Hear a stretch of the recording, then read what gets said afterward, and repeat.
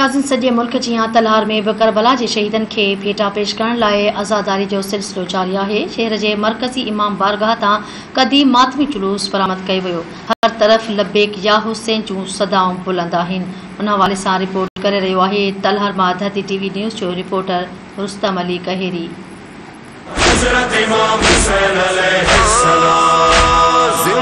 हुसैन उसका है किरदार भी जिंदा। अजीत नाज़रीन, सॼे मुल्क जी करबला जे शहीदनि जी यादि में आज़ादारी जो सिलसिलो जारी आहे। मुख़्तलिफ़ इमाम बारगाह ते मजलिस आज़ादा पोइ मातमी जुलूस भी बरामद थी चुका आहिनि। असांखे ॿुधाईंदा त हीउ मातमी जुलूस तलहार जे मुख़्तलिफ़ इमाम बारगाह तां बरामद थियो आहे, जेको तलहार जे मुख़्तलिफ़ इमाम बारगाह ऐं पिरनि तां थींदो वापसि मरकज़ी इमाम बारगाह ते इख़्तिताम पज़ीर थींदो, जिते ॿीहर आज़ादारी जो सिलसिलो जारी कयो वेंदो। जुलूस जे हवाले सां सिक्योरिटी जा कहिड़ा इंतज़ाम आहिनि ऐं सफ़ाई सुथराई ऐं लाइटिंग जा कहिड़ा बंदोबस्त कया विया आहिनि। अचो दिन ई मौक़े ते असां आज़ादारनि सां ॻाल्हि ॿोल कयूं त उन्हनि जो वधीक छा चवणु आहे। ही मौला हुसैन जी अज़ीम आज़ादारी जेका कंहिंजी मोहताज न आहे। असां ख़ुशनसीब आहियूं जो मौला असांखे वरी ज़िंदगी में हिन दफ़े पिणु आज़ादारी जो मौक़ो फ़िराम कयो आहे।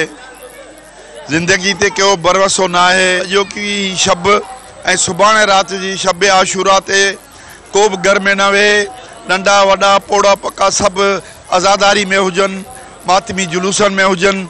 वरी या नसीब जंहिंजी हयाती हूंदी उहो ई वरी ईंदड़ साल इन आज़ादारी में हिसो वठंदा। माशाल्लाह इंतज़ामिया सिक्योरिटी जे हवाले सां, रोशनी जे हवाले सां बि हींअर पिणु सही बंदोबस्त कयो वियो आहे।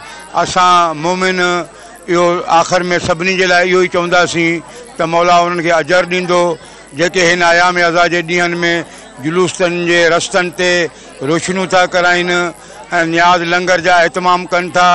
ऐं हीअ तमामु ही मज़लूम करबला जी जेका कुर्बानी आहे, ही इंसानियत जे लाइ कुर्बानी आहे। दर नजब इमाम बारगाह ते अॼु अली असगर जो झूलो बरामद थींदो, जेको सजाद लाड़ पंजाब जो ज़ाकिर आहे बरामद कराईंदो।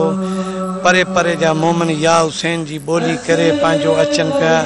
जिन्हनि जी हिते सुखां हूंदियूं आहिनि, झूले ते बासूं हूंदियूं आहिनि, उन्हनि जूं मनताऊं पूरियूं थींदियूं आहिनि। हर साल इन्हनि हर साल क़दीमी पुराणी रवायत आहे।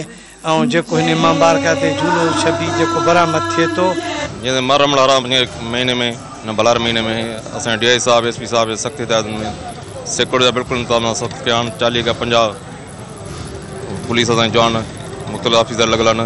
मुख़्तलिफ़ इमाम बारगाह ते 24 कलाक जी असां पिकट लॻाए छॾी आहे। हिन महीने मुहर्रम जे में अल्हम्दुलिल्लाह जेको प्रॉपर कमु थियो आहे, असां इलाही मुतमिन आहियूं।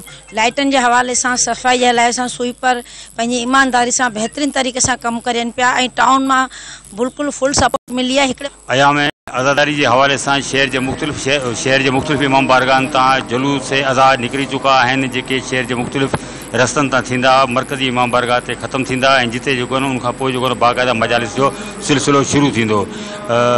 नवाज़ रसूल खे पुरसो ॾियण जे लाइ हिन वक़्तु जेको आहे शहर जे मुख़्तलिफ़ इमाम बारगाहनि ते मजलिस जो सिलसिलो जारी आहे। ऐं कैमरामैन मुनव्वर अली जतई सां गॾु रुस्तम अली कहेरी, धरती न्यूज़ तलहार।